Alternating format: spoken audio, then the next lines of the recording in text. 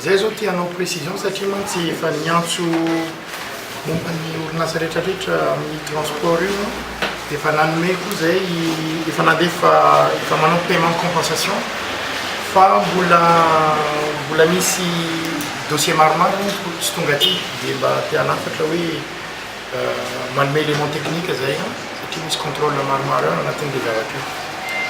Dans un premier temps, on a déjà en fait le mois dernier effectué un paiement de 160 millions d'alias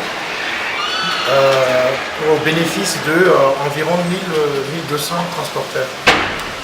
Et dans une semaine, nous allons faire un paiement d'environ de 270 millions d'alias pour 2000 transporteurs.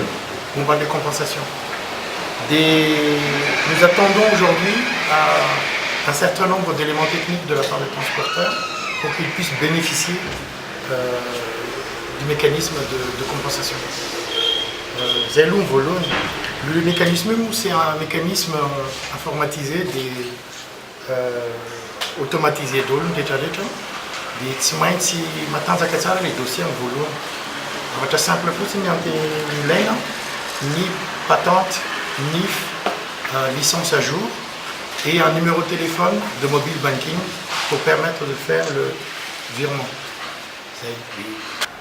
Niezakitsika hoe isam-bolana izy mandray vola tany aloha efa nisy any subvention zany zarain'ny fanjakana dia raha zavatra tokony natao fito volana ilay izy efatra taona vao voazara fa amin'ity système izay ampiasaintsika amin'izao fotoan'izao ity dia izana zany hoe isam-bolana dia raisiny izay le fanomezana zay.